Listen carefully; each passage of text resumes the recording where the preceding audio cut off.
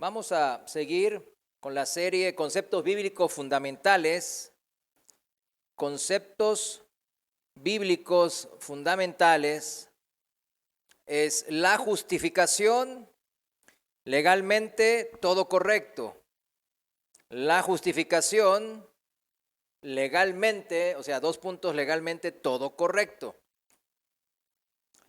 Significa la justificación es tener que todo correcto desde el punto de vista legal. Vamos a ir sobre esto el día de hoy. Vamos a ponernos en manos de Dios. Señor, te damos gracias. Gracias por todo lo que haces, por todo lo que permites, por todo lo que harás, mi Dios. Y sabemos que estamos seguros en ti, Padre, porque nosotros ya estamos reconciliados contigo. Tú nos has acercado a ti luego nuevamente, Padre, y nos has hecho amigos tuyos, Padre. Te damos gracias. Gracias por esta cercanía contigo, por esta comunión, por esta amistad. Señor, ayúdanos y ayuda a cada uno de los miembros de esta congregación, a los que dejaron de venir, los que vienen intermitentemente, los que vienen, pero todavía no te han aceptado en su corazón, mi Dios. A cada una de estas personas, a cada uno de nuestros familiares que tú sabes que están todavía alejados de ti, Padre, enemistados contigo, mi Dios. Sabemos que estás ahí cerca, cercano estás, mi Dios. Tráelos a ti, mi Dios, en el nombre de Jesús. Amén. La justificación es tener que todo correcto, ¿desde qué punto de vista? Legal. La semana pasada comenzamos a examinar los términos que describen nuestra curación de la enfermedad que mora en todos nosotros, en todos los seres humanos, que es el pecado. El primero de estos términos es la maravillosa palabra que hablamos la última enseñanza, que es reconciliación. Y dijimos que probablemente sería el más fácil de entender, porque es el que más nosotros hemos vivido en nuestra vida. Todos nos hemos peleado, tuvimos pleitos, conflictos, y después de eso que siempre experimentamos el silencio, el distanciamiento y hasta incluso la separación. Y la analogía siempre se hace bien clara con lo que es nuestra relación con Dios. Muchos están peleados con Dios, distanciados, en silencio. Claro que la Biblia nos dice que eso es de nuestra parte, primeramente, ¿no? De nuestra parte, porque Dios sigue extendiendo sus brazos de amor. Él sigue hablándonos a través de sus siervos, a través de la palabra, a través del Espíritu Santo. Nosotros somos los que nos rebelamos contra Dios, los que le ofendimos al pecar, o sea, romper sus leyes morales y espirituales. Nosotros somos los que no le hablamos a Dios, los que nos mantenemos en silencio. Aún muchos cristianos no tienen la sana costumbre de orar, de hablar con su Padre Celestial. Nosotros también somos los que nos alejamos de Dios, prefiriendo la oscuridad del pecado y del imperio del mal en nuestras vidas. Pero Dios aún nos ama, aun cuando nosotros sigamos rebeldes y enemistados de todo lo que Dios representa. Y principalmente Él representa la santidad, vimos las primeras enseñanzas. La santidad. Romanos 5:8. Vayamos rápido ahí. Romanos 5:8 en la Reina Valera. Dice, claro, la palabra de Dios.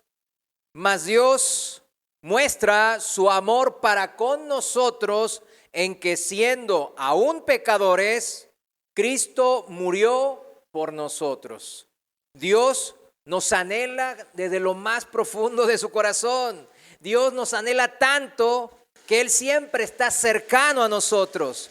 Todos sabemos el Salmo de David. Ahí en el Salmo 34:18 en la Reina Valera dice, cercano está Jehová a los que, a los quebrantados de corazón, y salva a los contritos de espíritu. Nada en la Biblia está casualmente relacionado. Su cercanía es para lo eterno.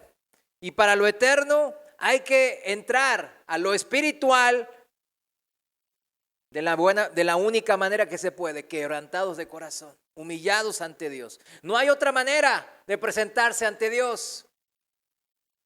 Y por eso dice luego, cercano estás a los quebrantados de corazón y Él salva a quienes, a los contritos de espíritu. Están íntimamente relacionados. Su cercanía siempre tiene propósitos buenos en lo eterno. Él está cerca para salvarnos. Pero no muchos recuerdan que Dios está cercano con todos los hombres y las mujeres, aún los más malvados, los perversos y los pecadores. Incluye a todos. Así lo comenta el apóstol Pablo cuando él estaba en Atenas, en el Areópago, ¿recuerda?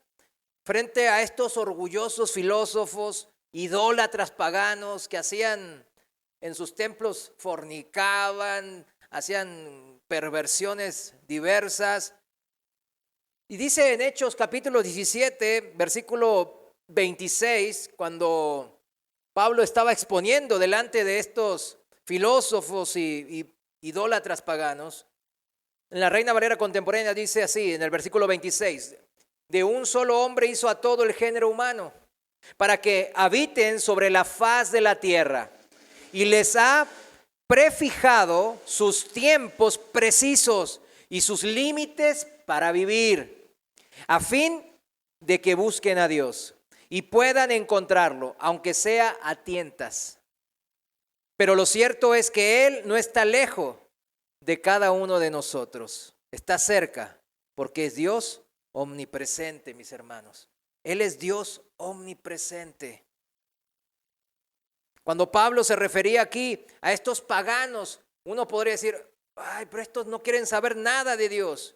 Pero Pablo bien claro lo expone como un Dios que está cerca de todos, que está fácil de encontrar, en donde Él, por medio de la creación, ha puesto sus límites. Por medio de la conciencia y lo que vemos en la creación, Él ha puesto sus límites para vivir y todos son precisos, a fin de que nosotros encontremos en esta precisión a Dios. Y una vez, aunque sea a tientas, me gusta que dice, pero una vez que lo encontremos, lo cierto es que ahí va a estar, cerca, cercano, nuestro Dios omnipresente. Jeremías 23, 24 habla de este Dios omnipresente. En la traducción viviente, Jeremías 23, 24 lo dice así: ¿puede alguien esconderse de mí en algún lugar secreto? ¿Acaso no estoy en todas partes, en los cielos y en la tierra? Dice el Señor. Está cerca nuestro Señor, también en su palabra, en sus leyes morales y espirituales. En el Salmo 119, en el versículo 151, lo voy a leer en la Reina Valera contemporánea, dice así, versículo 151. Pero tú, Señor, si estás muy cerca y todos tus mandamientos son verdad. O sea, ¿en dónde está cerca? Por medio de sus mandamientos. Y sus mandamientos son verdad. Sus leyes morales y espirituales tienen ¿qué? Un fundamento en la verdad absoluta de Dios.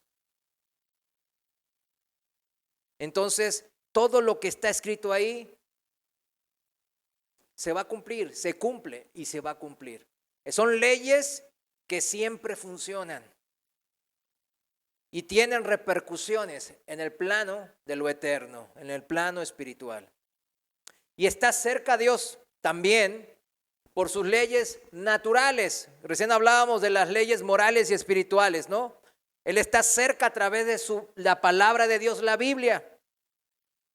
Pero también por las leyes naturales que funcionan con tal armonía y belleza, con tanta magnificencia, que ver el universo, las estrellas, el sol, la luna, las montañas, el mar, siquiera una simple flor, todo lo vemos bello. Que todo tenga tal perfección que nos lleve a pensar en aquel creador de tal magnificencia, de tanta maravilla. Eso es la creación. La creación siempre nos hace meditar y apunta siempre también al Creador, al igual que las leyes espirituales y morales escritas en la Biblia.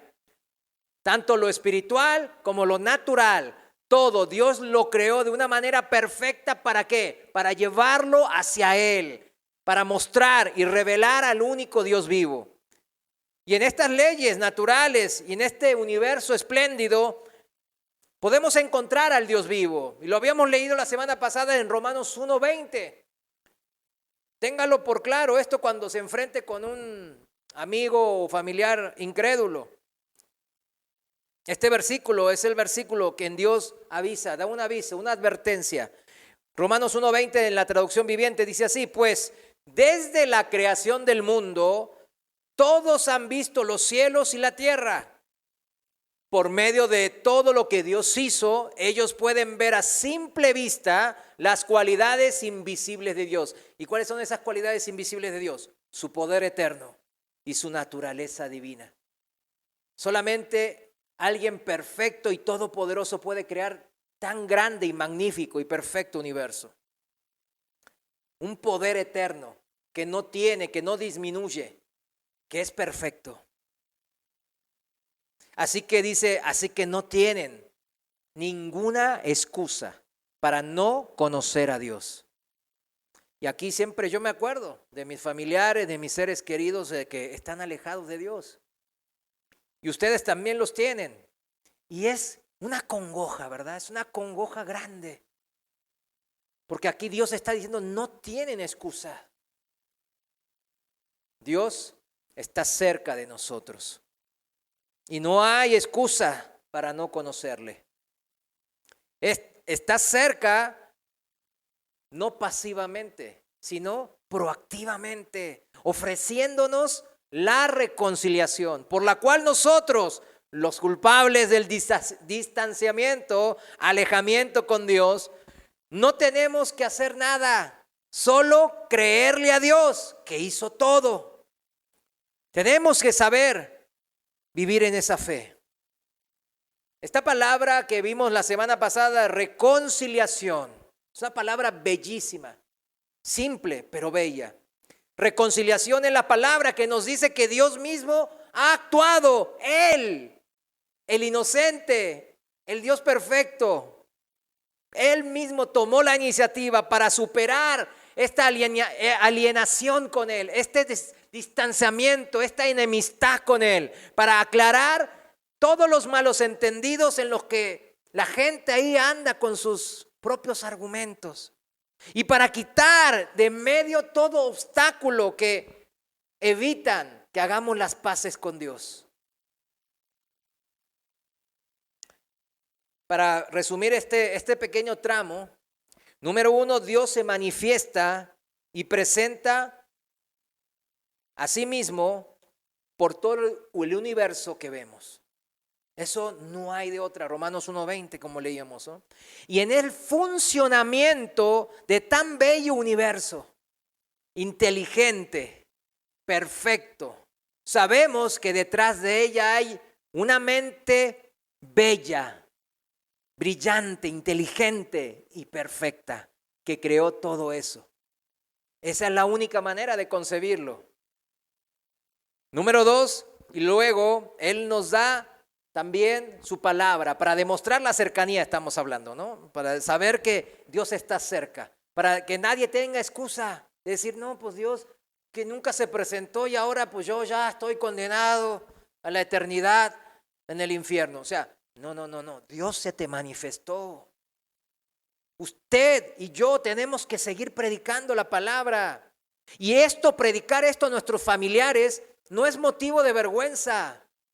Es la verdad absoluta de Dios. Al contrario, es motivo de una motivación, valga la redundancia, que debe de emanar de lo más profundo de nuestro corazón, sabiendo que tenemos la verdad a nuestro favor y la justicia y el amor como estandarte.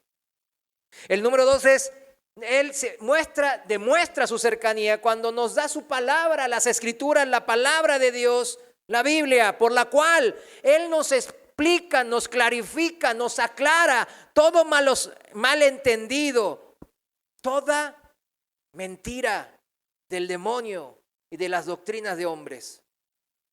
Y Él ahí pone todas las promesas que Él va a cumplir en su tiempo, quitando así todo obstáculo y extendiéndonos la mano de amistad.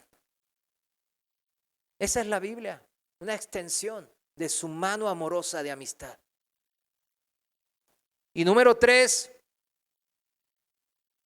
cumple con todo lo escrito ahí. Luego viene y se hace hombre, se hace criatura y cumple lo prometido desde el principio.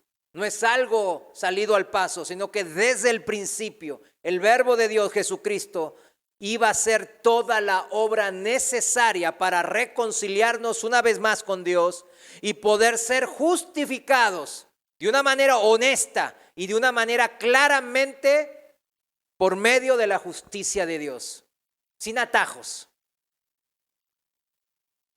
Esa es la manera correcta de justificarnos. Esto es, bajo solamente la justicia de Dios, sin excepciones, sin favoritismos, sin ningún atajo. El tiempo, mis hermanos, está corriendo y ciertamente estamos viviendo tiempos malos, los últimos tiempos. El otro día estaba escuchando a un teólogo, a mí uno de los que más me gusta escuchar, es un teólogo americano y él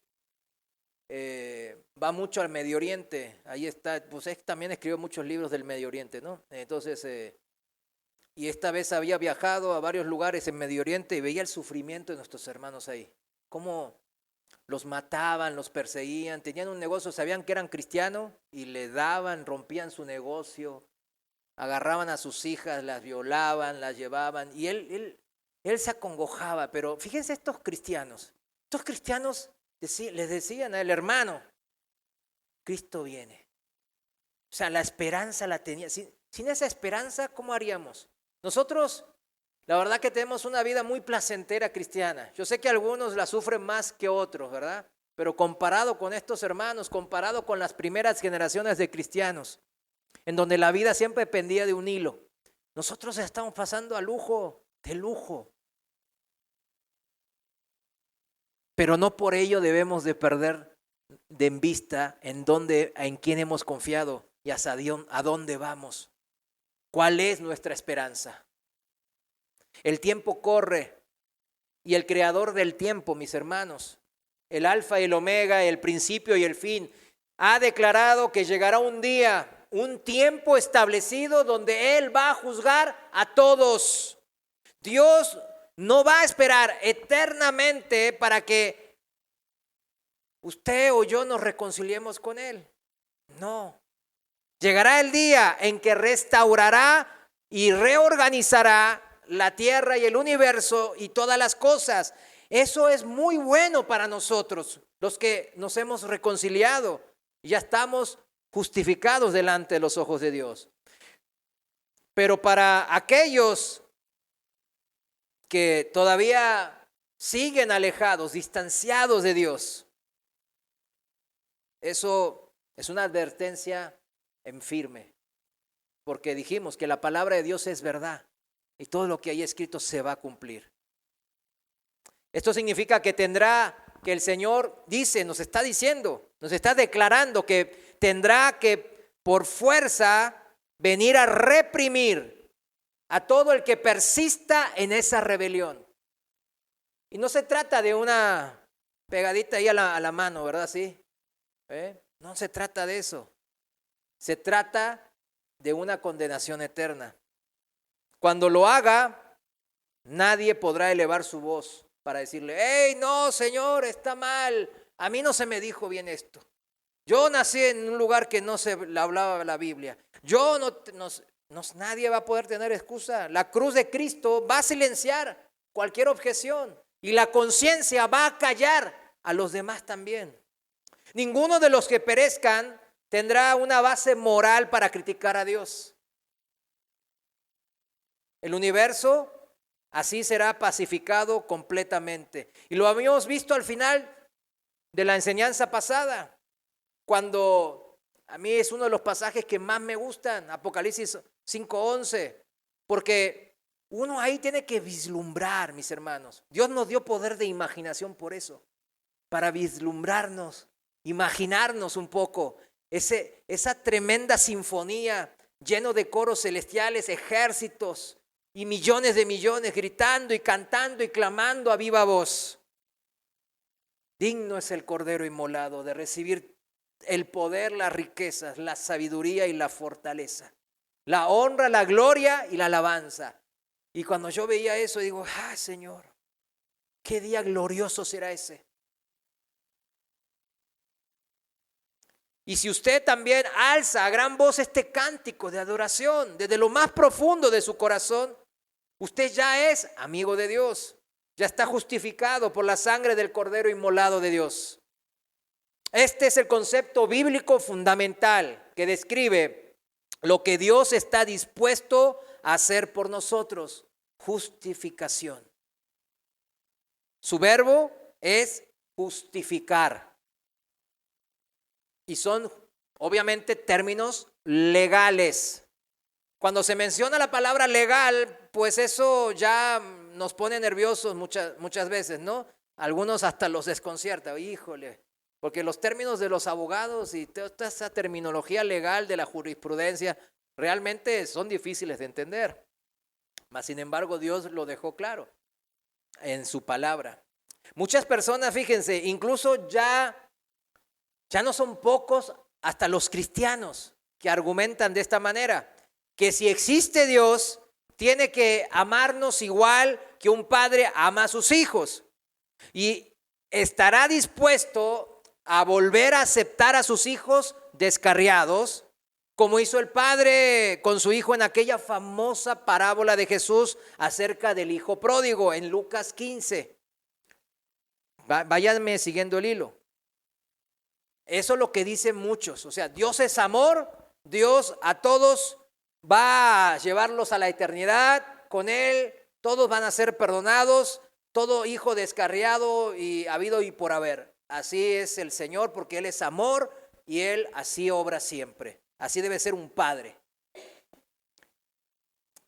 Fíjense la parábola del hijo pródigo en Lucas 15. Aquel padre no actuó como un juez enviando a su hijo arrepentido al tribunal, ¿verdad que no? Y Dios tampoco lo hará, según estos críticos.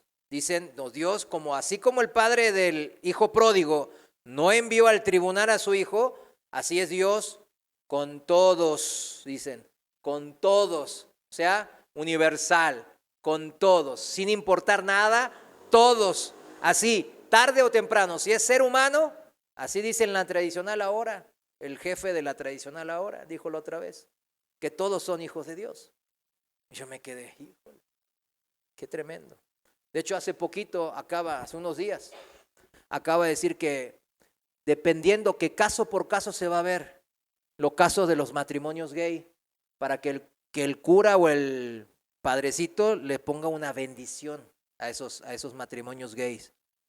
Y yo digo, ¿cómo caso por caso? ¿Qué van a ver? ¿Si van a dar muchas o pocas ofrendas? ¿O cuál es el concepto? No entiendo. ¿El concepto qué debe ser, mis hermanos? La vara de medida. La Biblia. Exactamente, no hay otra. Porque la ley moral y espiritual es la Biblia. Y todo lo que el ser humano quiera agregar o sacar de ella, ¿qué dice la Biblia? Que es anatema, que es maldito. Y estos cristianos y muchos del mundo dicen que empiezan a relacionar la parábola del hijo pródigo. Vaya siguiéndome, diciendo, ¿no ves?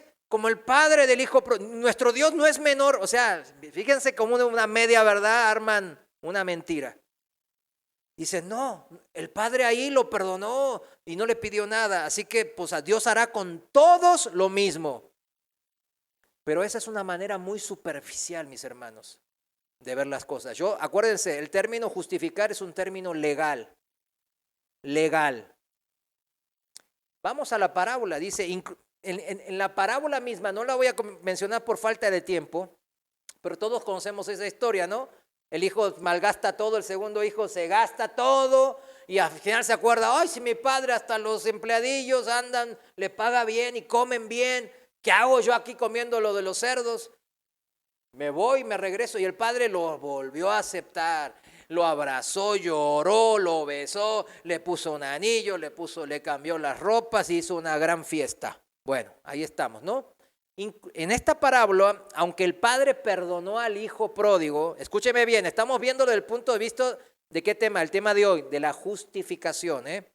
El padre perdonó al hijo pródigo y le volvió a aceptar como hijo.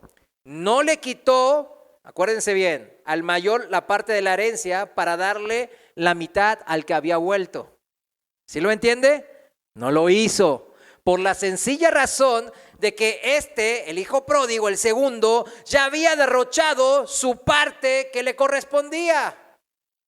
O sea, no le restituyó la herencia diciéndole, mira, al hijo grande, ahora te quito la mitad de lo tuyo porque él volvió a aceptar como hijo. Ni modo, de vuelta se parte la herencia. No, no lo hizo así. Eso, si lo hubiese hecho de esa manera, eso habría sido totalmente injusto, ¿sí o no? Injustísimo.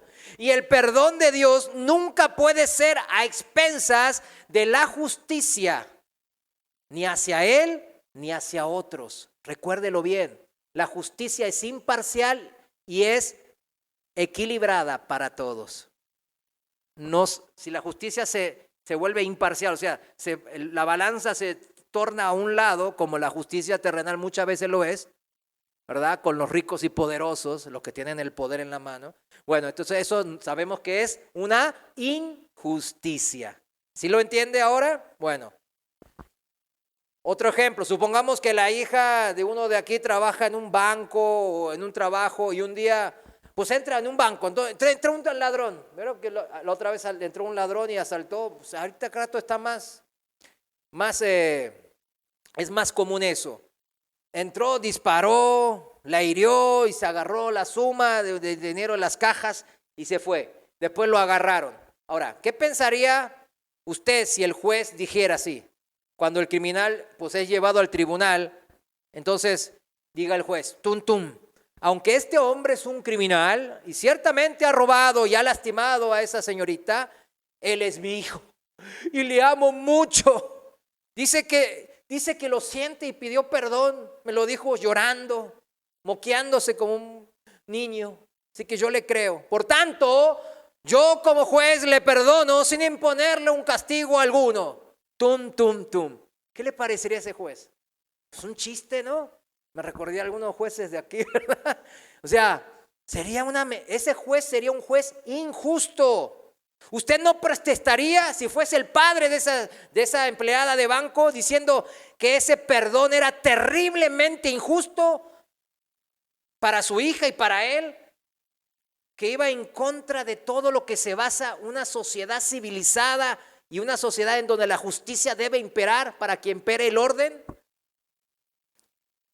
Lo que enseña la parábola del hijo pródigo es totalmente cierto. Dios está dispuesto a perdonar a sus hijos. Subráyelo. Dios está dispuesto a perdonar a sus hijos. Siempre. ¿Cuándo? Siempre. Pero esa solo es una parte entonces de la verdad. La otra es que el perdón de Dios tiene que ser y tiene que demostrar ser consistente ¿con qué? Con la justicia universal. Lo que usted sabe y considera que es justo, lo que su conciencia le dicta que es justo. Ahora, nos encontramos con que en la actualidad el verbo justificar, el verbo tiene dos connotaciones básicas. Número uno, el verbo justificar tiene dos connotaciones básicas. Número uno, declarar que alguien no tiene culpa. Subraye declarar. Declarar que alguien no tiene culpa. Y número dos, el verbo justificar tiene la connotación de demostrar que alguien o algo es correcto. Demostrar, subraye demostrar. Número uno era declarar que alguien no tiene culpa y número dos, demostrar que alguien o algo es correcto o está en lo correcto. no significa, y esto anótelo si quiere, no significa hacer justo a alguien.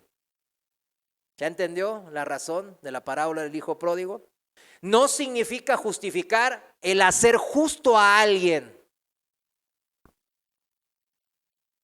Lucas capítulo 7, versículo 29 en la Reina Valera. Yo creo que se entienda bien, por eso lo repetí, ¿no? El verbo justificar significa declarar que alguien no tiene culpa y demostrar que alguien está en lo correcto o hace lo correcto. Pero no significa hacer justo a alguien. Ese verbo no es que hace justo a alguien, el justificar. Lucas 7, 29, Reina Valera. Y todo el pueblo y los publicanos, cuando lo oyeron, justificaron a Dios, bautizándose con el bautismo de Juan. Dice que todo el pueblo justificó a Dios. Eso no puede querer decir el pueblo hizo que Dios fuera justo, ¿verdad que no? No puede ser, pero daría la idea de que el pueblo justificó a Dios. O sea, que el pueblo hizo que Dios fuera justo. Pues no, se entiende que ya no entiende ya. Dios nunca ha dejado de ser justo, nadie tiene que convertirlo en justo. ¿Qué significa todo el pueblo justificó a Dios? Significa que el pueblo declaró que Dios era justo. Yo sé que el término, esta palabra la justificación es un término, híjole, que se están dando con la cubeta en la iglesia moderna. Usted lo sabe, ¿verdad? Por eso, entendiendo esto, y por eso me estoy yendo despacio, usted no va a caer en la trampa. No va a caer en la trampa. Entonces, ¿qué significa acá Lucas 7:29? Cuando el pueblo justificó a Dios, que el pueblo le declaró a Dios que era justo. Pero comencemos por el principio. Aquí tenemos un ejemplo del uso de la palabra en un tribunal humano de justicia en los tiempos bíblicos de antaño. Vamos a Deuteronomio 25:1. Deuteronomio 25:1 en la Reina Valera contemporánea, versículo 1, dice así: cuando surja algún pleito, las partes acudirán al tribunal para que los jueces juzguen el caso y absuelvan al inocente y condenen ¿a quién? Al culpable. Para eso están los tribunales, donde están gente con discernimiento ¿de qué? De la sabiduría de Dios, para que disciernan, dividan, separen y absuelvan al inocente, al que es inocente del que es culpable, y condenen al... Pero sabemos que ahorita se está dando todo al revés, ¿no? El significado de la frase absuelvan al justo y condenaran al culpable, pues es obvio, ¿no? Condenar al culpable no significa convertirle en culpable. Se lo va entendiendo, ¿no? Cuando el juez condenó al culpable, condenado, no significa que lo convirtió en culpable, sino que lo declaró culpable. Ya era culpable. ¿Sí lo entiende?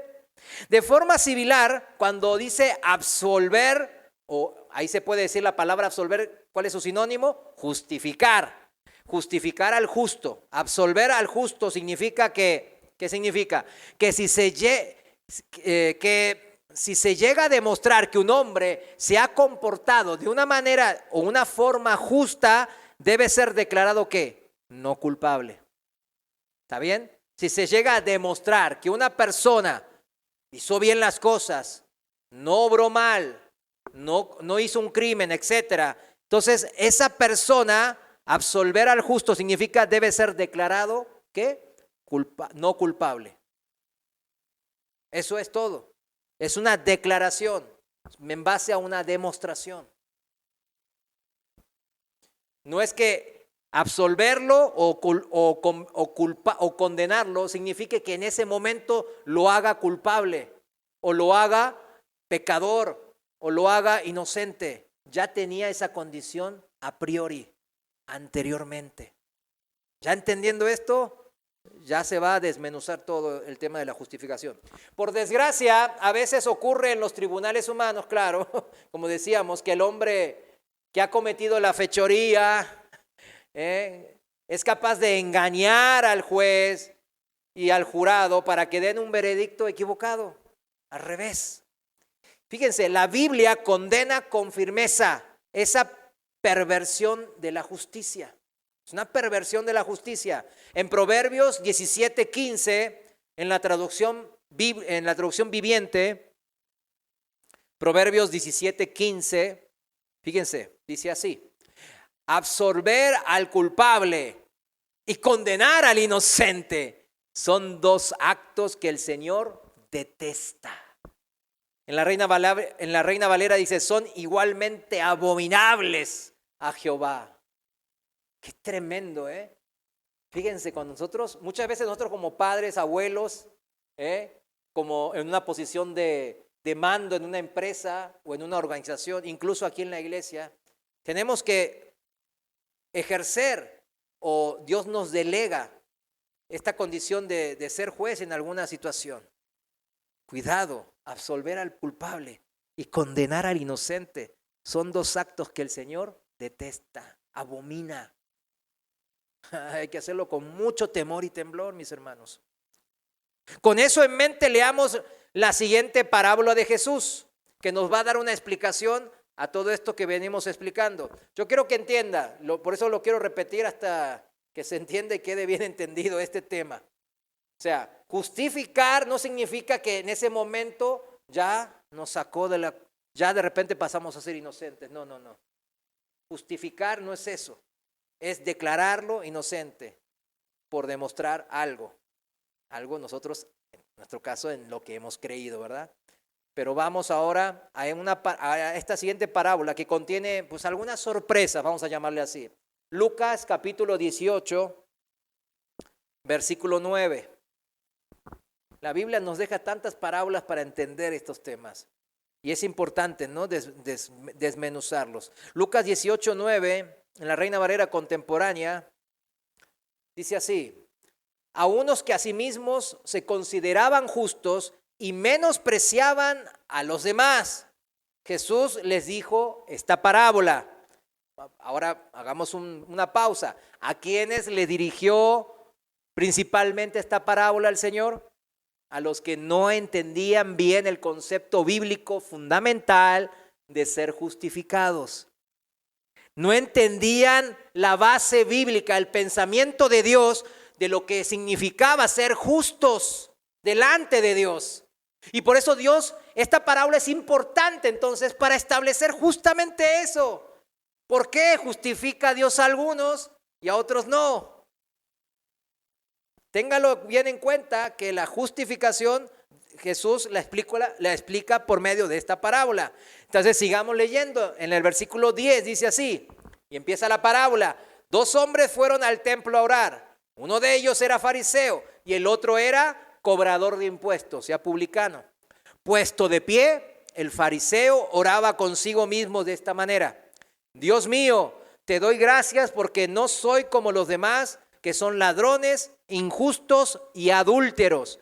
Ni siquiera soy como este cobrador de impuestos. Ayuno 2 veces a la semana y doy la 10ª parte de todo lo que gano.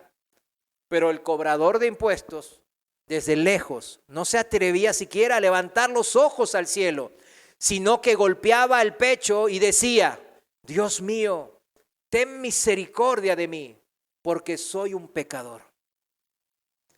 Y dice el Señor: yo les digo que éste volvió a su casa justificado, señalando al publicano, y no el otro, el fariseo. Porque cualquiera que se enaltece será humillado, y el que se humilla será enaltecido. Recuerdan que yo les digo siempre, una de las leyes básicas de la Biblia que aparece una y otra vez en toda la Biblia es esta que acaba de mencionar el Señor. Y tiene justamente relación cuando el Señor se dirige a los que no han entendido qué significa ser justos delante de Dios. Y esta ley es fundamental, mis hermanos. El otro día unos hermanos que ya no se congregan aquí el hermano, pues, yo le hice entender porque pues, andaba en sus rollos, ¿no? Entonces yo le tuve que decir que tiene que humillarse ante Dios. Si no se humilla ante Dios, nada. Todo esto va a quedar en pura palabrería. No va a surtir efecto. ¿Como quién? Como el fariseo. Va a venir aquí y se va a volver a ir, ¿cómo? Sin ser justificado ante Dios. Y yo le decía, hermano, así no funciona. Tiene que humillarse ante Dios. Con mis propios rollos, mis argumentos, mi manera de hacer las cosas. Algunas parecen medias bíblicas, otras no. Así nunca voy a poder ser justo delante de los ojos de Dios. Justamente porque esto es lo que Jesús dice ahora en el versículo 14. Bien claro lo pone. Él pone esta ley que una y otra vez aparece en la Biblia. Y la pone justo en donde, en la parábola donde explica eso de la justificación delante de Dios. Y es tan importante esto. Porque muchos que no vienen, como esta persona, este hermano, es por eso. Si él dice, ay, por ahí estoy mal yo. Y después va al Señor. Señor, puede ser que esté mal. Tú dices en la Biblia que no confiemos en nuestros pensamientos y en nuestro corazón. Así que, Señor, enséñame. ¿Y cómo nos enseña el Señor? A ver, hermanos, por medio de la Biblia y por medio de la predicación en las iglesias de sana doctrina, claro, pero es por medio del Espíritu que uno lleva. Cuando uno le dice, ay, Señor, ayúdame, dame sabiduría, se humilla ante Dios, Dios contesta o no contesta. Siempre contesta. Se lo puedo asegurar. Eso es una ley también de Dios, es una ley espiritual. Siempre contesta. ¿Cómo empezamos? Cercano estás el Señor de los quebrantados de corazón. Siempre está cercano. A menos que usted lo considere mentiroso. Yo cuando me quebranto de corazón por alguna cosa, pues yo luego siento el apapacho, el abrazo del Señor. Y me abraza y me dice, y me da esa paz que sobrepasa todo ese entendimiento, que usted también la conoce. Bueno, de esta parábola, la primera cosa a tener en cuenta es que aquí Jesús utiliza el término justificar, ¿verdad? El publicano descendió a su casa justificado.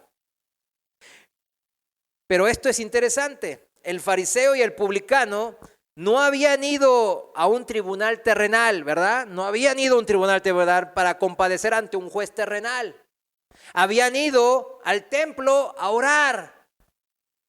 Pero al estar ante Dios y pasar revista a nuestras vidas, a las vidas de, en este caso, el fariseo y el publicano, Dios actuó como su juez y dio su veredicto.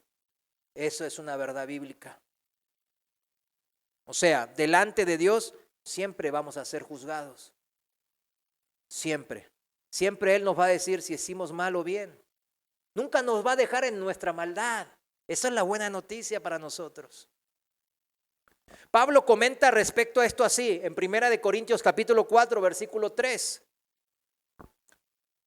Primera de Corintios capítulo 4, versículo 3, en la Reina Valera contemporánea, dice así: por mi parte, no me preocupa mucho ser juzgado por ustedes o por algún tribunal humano. Es más, ni siquiera yo mismo me juzgo. Y aunque mi conciencia no me acusa de nada, no por eso quedo justificado. Fíjense bien lo que dice Pablo. Subraye ese versículo 4. Aunque su conciencia no le acusa de nada, no por eso quedo justificado. O sea, puedo estar yo siendo engañado por mi corazón. Mire, Pablo tiene esta humildad de decir, mi conciencia no me acusa. Cuando usted piensa así, tenga cuidado que no tropiece, ¿no? Como dicen. Pero esta es la actitud del publicano, del apóstol Pablo, dice, mi conciencia no me acusa de nada, pero no por ello yo quedo justificado. Quien me juzga es el Señor. Entonces, eso es lo claro. ¿Cuántas veces decimos entre hermanos? Igual así entre nos, o sea, tenemos confianza, somos hermanos, amigos y No, pues yo tengo la conciencia limpia y estoy bien, yo me siento tranquilo, estoy bien. Y ciertamente es así, y eso es bueno, esa paz y esa tranquilidad la da el Señor. Pero, ¿qué significa aquí? Que la vara de medida está alta, que Él dice, cuidado, porque no significa, esa no es la forma en que Dios te mide. Estoy limpio de conciencia. Ya, entonces Dios te justifica, te tiene que justificar porque te sientes bien. Te sientes bonito, te sientes justificado, te sientes cristiano. Por eso no es, dice que no es así la justificación, dice el apóstol Pablo aquí. Quien me juzga, ¿quién es? Es el Señor, es Dios. Versículo 5. Así que no juzguen ustedes nada antes de tiempo, hasta que venga el Señor, el cual sacará a la luz lo que está escondido y pondrá al descubierto las intenciones de los corazones. Entonces Dios le dará a cada uno la alabanza que merezca. Fíjense, qué tremendo. El Señor mismo sacará todo lo que está escondido a la luz y pondrá al descubierto las intenciones de nuestro corazón. Eso es. La segunda cosa que debemos de tener en cuenta en esta parábola del publicano y el fariseo es que según Cristo, uno de los dos hombres se fue a su casa justificado. Eso significa que Dios, como juez, declaró que este hombre no era culpable ante el tribunal de Dios. Es una declaración importante. La tercera cosa a tener en cuenta es que un hombre fue justificado y el otro no. O sea, no todos son hijos de Dios, como dicen por ahí. Recuérdelo. Y eso resulta muy sorprendente para muchos que andan en doctrinas malas. Para nosotros ya lo hemos aprendido hoy, lo hemos confirmado hoy, mis hermanos. El publicano, el que fue justificado, admitía él mismo que era ¿qué? Pecador. Y la mayoría de las personas de su tiempo habrían considerado a este recaudador de impuestos para estos romanos imperialistas, con todo el fraude que eso conllevaba, porque había mucha corrupción, mucho fraude en eso de recaudar los impuestos a los romanos. Cualquiera en su tiempo habían considerado al publicano como, claro, este es el pecador más despreciable, el vendido, el vendepatria, el usurero, el corrupto. No obstante, fue él al quien Dios justificó. El fariseo, por otro lado, era un hombre que trataba de vivir una vida lo mejor que podía. Religiosa, comercialmente, socialmente. No era injusto, ni un ladrón, ni un adúltero. Ayunaba 2 veces por semana, diezmaba sus ingresos y se lo daba a Dios para que se utilizara eso en otras personas. Pero Dios no le justificó. Eso es lo que a muchos les sorprende. A primera vista, hasta no es sorprendente, es chocante. Porque las verdades que traemos aquí en nuestra mente son diferentes a la verdad de Dios. La Biblia misma, como ya hemos visto, prohibía que los jueces terrenales justificaran al malvado, al criminal, y condenaran al justo. Ya lo leímos, Deuteronomio. Entonces, ¿cómo entonces, cuando estos dos hombres aparecieron ante el tribunal de Dios, pudo Dios justificar al publicano, que era el malo, entre comillas, y no justificar al fariseo, que era el bueno, entre comillas? Parte de la respuesta tiene que ver con los siguientes principios. Vamos, principio 1, si quieren ponerle. Los niveles de la ley de Dios son absolutos. Es un principio donde vamos a encontrar parte de las respuestas de esta pregunta que acabamos de hacer. Los niveles de Dios son diferentes de los nuestros. Si una persona, un alumno saca un 7 en un examen de la escuela, probablemente va a estar aprobado, aunque no haya llegado al 10. Pero la ley de Dios no funciona así. Exige el 100% siempre. Exige el 10 siempre. Y ninguno de nosotros lo puede conseguir. Unos pueden ser mejores que otros. Claro, Pablo era casi, muchos dicen que era el ser humano más cercano al ejemplo de Cristo. Así podemos citar a muchos más, profetas como Daniel, etcétera, etcétera. ¿Pero nosotros qué? Claro, comparado con ellos somos mucho peores. Pero eso no cambia nada para lo que tiene que ver con ser justificados, a lo que la justificación se refiere, mis hermanos. Dios es fiel, no puede decir que somos mejores de lo que en realidad somos, mis hermanos. Su veredicto es así. Miren el veredicto de Dios, Romanos 3:23, la Reina Valera contemporánea. Por cuanto todos pecaron y están destituidos de la gloria de Dios. Ese es el veredicto. Todos sacaron, unos sacaron 3, 4, 5, 7, uno sacó 9.5. ¡Oh! Vamos, el fariseo. Pero, ¿qué dice Dios? Nadie pasó, nadie aprobó. Todos pecaron y todos están destituidos de la gloria de Dios. Nadie pasó el examen, por así decirlo. Y eso nos lleva al segundo principio, a la segunda ley de Dios. La ley de Dios es un todo. La ley de Dios es un ¿qué? Un todo. Quebrantar un mandamiento significa ser culpable de quebrantar toda la ley, según la Biblia. Vayamos a Santiago capítulo 2, versículo 10. Y dice así la palabra en la Reina Valera contemporánea, versículo 10, porque cualquiera que cumpla toda la ley, pero que falle en un solo mandamiento, ya es culpable de haber fallado en todos. Quizás suene en principio pues suena como injusto, ¿no? Suena como, que se me hace como injusto. Pero la ley de Dios no es una colección de mandamientos sin relación entre sí. ¿Sí lo entiende? Todas están relacionadas entre sí. Si uno quebranta uno, eso afecta ciertamente al otro. La ley de Dios es un todo unificado. La ley de Dios es un ¿qué? Un todo unificado. Pretende y exige la perfección. El resultado de quebrar un mandamiento, incluso aunque se guarden todos los demás, es no alcanzar esa perfección. Basta con que se rompa un eslabón en la cadena que liga el ancla al barco para que éste se vaya a la deriva. Con un solo eslabón que se rompa. ¿Sí lo entiende? Basta con que se cometa un solo error al sumar una larga columna de cifras para que el resultado esté equivocado. Con uno que le erró, ya el resultado no va a ser el correcto. Y la verdad es que el mejor de nosotros ha quebrantado más de uno de los mandamientos de Dios. A menos que aquí haya alguno que diga, no, yo sí. Bueno. Y eso nos lleva a la tercera. Por tanto, la ley de Dios nos condena a todos.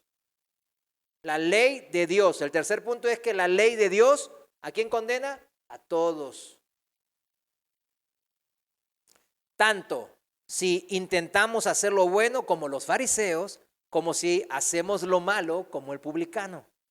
Todos hemos quebrantado la ley de Dios. Y la Biblia dice en Romanos 3:19, en la Reina Valera contemporánea, pero sabemos que todo lo que dice la ley, o sea, la palabra de Dios, la Biblia, se lo dice a los que están bajo la ley, para que todos callen y caigan bajo el juicio de Dios. O sea, los que andan tratando de justificarse por cumplir esas leyes, todos se van a tener que callar la boca porque todos van a caer. Todos se saben que nunca van a poder cumplir y van a caer bajo el juicio del juez justo, nuestro Dios. La respuesta a la mitad de nuestro problema. La respuesta a la mitad de este problema que estamos viendo, y ahora podemos comenzar a ver esta mitad de la respuesta, por lo menos a nuestro problema, porque ¿por qué no fue justificado el fariseo? Ese es el problema nuestro también. ¿Por qué no fue justificado el fariseo? Porque cuando vino ante Dios, recitó todas sus buenas acciones todos sus esfuerzos honestos, porque no puedo señalar que sean deshonestos. No podemos. Lo más probable es que hayan sido honestos, porque para guardar esa vida que él dijo y que el Señor cita, es porque tiene ese nivel de honestidad en su vida. Todos sus esfuerzos honestos por guardar la ley de Dios. Él realmente quería agradar a Dios cumpliendo esa ley. Y esperaba ser entonces justificado por Dios sobre esa base. ¿Sobre qué base? Sobre la base de sus buenas intenciones, de poder cumplir todo eso. Pero eso, dijimos, es imposible. Por muy buenos que fueran sus esfuerzos, se habrá quedado corto, habrá quebrantado la ley de Dios y se merecerá sufrir su castigo. Dios sabe que las cosas no pueden ser de otra manera. Dios lo sabe. Su palabra dice ahí mismo en Romanos 3:20, si seguimos ahí en Romanos 3:20, dice, ya que nadie será justificado delante de Dios por hacer las cosas que la ley exige, pues la ley sirve para reconocer el pecado. ¿Para qué sirve la ley? Para reconocer el pecado, que yo soy un pecador, que el pecado mora en mí y que yo no voy a poder nunca ser perfecto delante de Dios. Alguien podría decir, si eso es así, como le leímos en Romanos 3:20, eso significa que Dios no puede declarar justo a nadie, que no puede justificar a nadie que se presente ante su tribunal. Pero entonces, ¿qué pasó con el publicano? ¿Qué pasó con el publicano? Seguro que había quebrantado la ley de Dios mucho más que el fariseo. Entonces, ¿cómo es que Cristo dice que el publicano se fue del templo a su casa justificado? Y ahí viene la respuesta a la otra mitad del problema. Teóricamente, hay dos maneras por medio de las cuales podemos ser justificados ante Dios. Cuando alguien le pregunte, ¿cuántas maneras hay de ser justificado ante Dios? ¿Cuántas hay? Dos maneras. Número 1 es guardar la ley de forma perfecta. Todos, esa no le llego. Dios puede, entonces, si cumplimos perfectamente la ley, entonces Dios puede declararnos ¿qué? Justos para Él. Pero ese es un camino, entonces dijimos, imposible para nosotros, como ya habíamos visto. Todos hemos quebrantado ya su ley, ya todos. Y la segunda manera, la otra manera de ser justificados es sufriendo el castigo por quebrantar la ley de Dios. ¿Verdad que así no lo pensó escribir, verdad? Así se debe de escribir. ¿Cuál es la segunda manera de ser justificados? Pues sufrir, pagar el castigo, ser condenado y cumplir la condena. ¿A poco usted se creía? Ay, no, pues yo tengo coronita, yo soy el hijo del Dios Altísimo, el ungido de Dios, yo qué sé, no. La segunda manera de ser justificados es sufriendo el castigo por quebrantar la ley de Dios. Amén. Amén. Pero si tuviéramos que hacerlo, eso significaría la separación eterna con Dios. ¿Sí lo entiende? Porque estamos hablando del castigo eterno, de consecuencias eternales, espirituales. De ahí la difícil situación en la que nos encontramos. Imagínese, antes que usted encontró la salvación en Cristo, estábamos ahí. Yo a veces, cuando estuve preparando esto, yo me acordaba, porque me hice el ejercicio y cerré los ojos y me acordaba cuando no estaba justificado delante de Dios. Y yo decía, y bueno, tengo que pagar por quebrantar la ley espiritual de Dios, la ley moral y espiritual de Dios. ¿Y cuál es ese pago? Pues la muerte. ¿Y después de la muerte hay una segunda oportunidad? No, se acabó. Es la muerte y después bye a la condena eternal. Por eso yo veía esto y decía, sí, la otra manera de ser justificados, muchos siempre dicen, es por fe, por medio de la fe. Sí, vamos a eso después. Pero legalmente, estamos hablando en jerga de tribunal, para que la base que usted va a aplicar al que incrédulo, de su familia, a la persona que tiene la mala doctrina por andar viendo videos de YouTube de no sé quién, bueno, a usted le va a aplicar de esa manera legal, porque Dios lo explica de manera legal en Romanos. Entonces, ¿cuál es la segunda manera de ser justificado? Sufriendo el castigo de quebrantar la ley. Ahora, Pero eso significaría pues la muerte y el castigo eterno, porque no hay que voy a revivir, reencarnarme, no, ya fue, ya es el castigo eterno. La solución aquí, ahora sí, no lo mezcle, por eso la fe tiene que estar en una segunda instancia, ¿no? Primero usted le presenta así y después dice, la solución de Dios para esto es que su propio Hijo, como representante de la humanidad, de todos los seres humanos, ahora sí, de todos los seres humanos, sufriera el castigo en nuestro lugar. Esa es la solución de Dios. Cargando con el juicio de Dios contra el pecado y muriendo en la cruz. Porque la paga del pecado es la muerte. Tiene que morir. Por tanto, si ponemos nuestra fe en este Jesús, el que hizo toda la obra redentora, entonces puede contar la muerte de Jesús como si fuera la mía.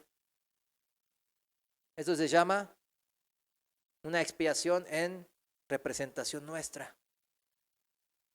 Nuestro castigo, nuestra condenación habrá sido ya pagada por Jesús. Y Dios podrá ahora sí justificarnos, es decir, declararnos justo ante su tribunal. O sea, Dios nomás es el juez que hace tum, tum. ¿Cómo te presentas? Y ya nos ve, tum, la sangre del cordero. Ok, listo. Pum, pum, declarado, porque ya estábamos justificados. Pero no podemos ir ahí. No, espéreme, Señor, espéreme, voy a ver qué voy a hacerle para. No se puede. Él solamente nos va a declarar justificados o culpables en ese día. Es así como lo refleja la Biblia en Romanos 3:23. En la Reina Valera contemporánea, Romanos 3:23 dice así. Este es un pasaje importantísimo, mis hermanos, para lo que se tiene que ver con la justicia de Dios. Por cuanto todos pecaron y están destituidos de la gloria de Dios, pero son justificados gratuitamente por su gracia, mediante la redención que proveyó, ¿quién? Cristo Jesús, a quien Dios puso como sacrificio de expiación por medio de la fe en su sangre. Aquí está, nuestra fe es la que se agarra a esa salvación. Creerle lo que hizo Cristo. Esto lo hizo Dios para manifestar su justicia, pues en su paciencia ha pasado por alto los pecados pasados. O sea, Él tenía que manifestar una justicia como la que es pura, verdadera, sin sesgos, sin estar sesgada como la de aquí, ¿verdad? Que el que tiene poder pues se agarra a todo, aunque esté culpable es inocente, etcétera. No. La justicia de Dios va a ser exacta, equilibrada. Va a ser una justicia universal, como dijimos. Y entonces dice 26, para manifestar su justicia en este tiempo, a fin de que Él sea el justo y al mismo tiempo el que justifica al que tiene fe en Jesús. Ahí el final nos amarró. Él es el justo que recibió el pago injusto nuestro. Pero ¿para qué lo hizo? Para que nosotros le creamos y nosotros podamos ser justificados. ¿Significa esto que todos los hombres y mujeres son automáticamente justificados? No, ya lo entendimos. Según la parábola, una vez más, el fariseo no fue justificado, el publicano sí. Y por eso cuando estaba ante Dios, se golpeaba el pecho y confesaba su pecado. Confesar su pecado, ¿qué significa? Se condenaba a sí mismo. Estaba golpeando a sí mismo. Eso significa, me condeno, yo fui el culpable. Yo me merezco el castigo, Señor. Y reconocía que merecía sufrir el castigo por haber quebrantado la ley de Dios. ¿Cuántas veces pensó de esa manera? Cuidado, porque muchos dicen, ay, sí, yo creo en Jesús, Él me justificó en su sangre. Pero tú te mereces el castigo. No, yo no me merezco el castigo. Jesús ya se lo... Sí, Jesús lo recibió. Pero tú te lo merecías, ¿sí o no? Sí. Bueno, ya está, ya eres un publicano. Entonces, por fe, el publicano, por fe, confesó su pecado y se arrojó sobre la misericordia de Dios diciendo, Dios, sé propicio a mi pecador. O sea, él fue al único lugar en donde lo podían justificar. Él se humilló ante Dios y se quebrantó de corazón. Y allí entonces Dios le justificó, es decir, le declaró justo ante Él, libre de castigo sobre el pecado, justificado de una vez por todas. La Biblia nos dice que está establecido para los hombres que mueran una sola vez y después de esto el juicio, Hebreos 9, 27 y 28. Eso significa que Dios no nos llama cada día de nuestras vidas a compadecer ante su tribunal. Cada día, oye, bueno, ven, confiésate con el Padrecito. No, solo habrá un día de juicio, mis hermanos. ¿Cuántos? Uno. Y después, ya, el juicio.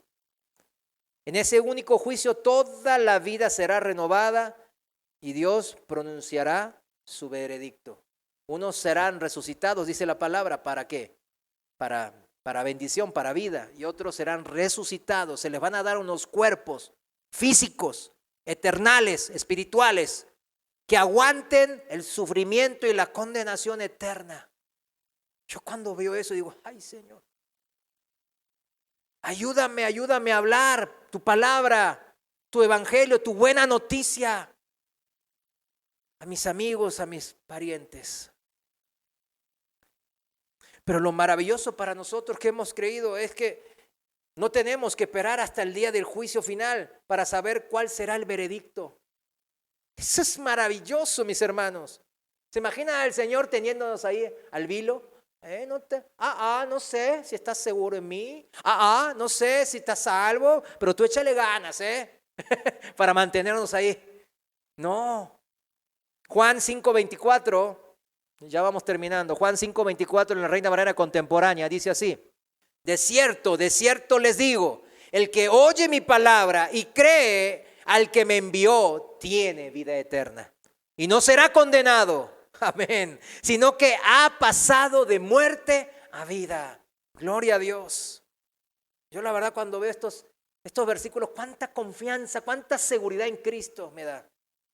Dios dice que a aquellos que ponen su fe, su confianza en Cristo, que la muerte de Cristo en la cruz, de una vez y por todas, es suficiente para acabar sus vidas completas a la espera del juicio final, en confianza, en que no seremos condenados, sino seremos absueltos, justificados. Por tanto, no tiene nada que temer. Una vez justificados a través de la fe de Cristo, quedan justificados para siempre, porque tiene consecuencias eternales. Recordemos, justificados, ¿por qué? Por fe. Disfrutan de permanente paz con Dios. Romanos 5:1 es la cita que dice. Justificados por fe, disfrutan de permanente paz con Dios. ¿Justificados por qué? Por fe. Porque muchas veces pierden la fe. Eso se llama apostasía. Es un caso que hoy no quiero tocar. Es otro caso que quizás al final toquemos. Pero bien claro dice que es justificados no por nada. Es por fe. Tengo que mantener, ¿qué? Creyéndole. Me tengo que mantener confiando. Y todos los días hay una prueba sobre eso. Todos los días. En resumen, si preguntamos, ¿con qué condiciones podemos ser justificados ante Dios? La respuesta ahí está en la palabra de Dios en el Nuevo Testamento, es Romanos 3:28. ¿Con qué condiciones podemos ser justificados ante Dios? Dice la palabra en Romanos 3:28, Reina Valera contemporánea. Por lo tanto, llegamos a la conclusión de que el hombre es justificado por la fe sin las obras de la ley. Y alguien aquí, bueno, con esto ya quiero cerrar, podría preguntar, entonces, ¿por qué dice en el Nuevo Testamento, en otro lugar, en Santiago 2:24, más exactamente, dice, como pueden ver, podemos ser justificados por las obras y no solamente por la fe? Yo sé que aquí nosotros ya hemos predicado de esto y todos los que estamos aquí lo sabemos, pero es necesario dejarlo establecido bien, ¿no? Pero Santiago 2:24 ciertamente suena como una contradicción. Y yo ya lo he dicho que hasta el mismo Martín Lutero dijo, híjole, me gustaría que el libro de Santiago no esté en la Biblia, porque le causaba hasta taquicardia, parece, a nuestro hermano, ¿verdad? Parece una contradicción el significado de la justificación por obras. Pero no es una contradicción. Santiago, el apóstol, utiliza el término justificar con su otra connotación. Tiene otra connotación, recordemos. No es, en este caso, en Santiago 2:24, no es declarar a alguien justo, como estamos aprendiendo, ¿no? Sino probar o demostrar que alguien es justo. Repito, en Santiago 2:24 no habla de justificar como declarar a alguien justo, como veníamos aprendiendo, sino significa probar o demostrar que alguien es justo. Es totalmente cierto que el hombre es declarado justo ante Dios sobre la base ¿de qué? De su fe y no de obras. Pero la única manera en que el hombre puede demostrar a su familia, a sus amigos, que posee esa clase de fe salvadora es por medio de la forma en que se comporta, es decir, por medio de sus obras, de sus acciones, ¿sí o no? Y yo sé que usted y yo tenemos muchos casos a nuestro alrededor que dicen que son cristianos, pero no lo son, o viceversa. Yo qué sé, no, viceversa no hay mucho, ¿no?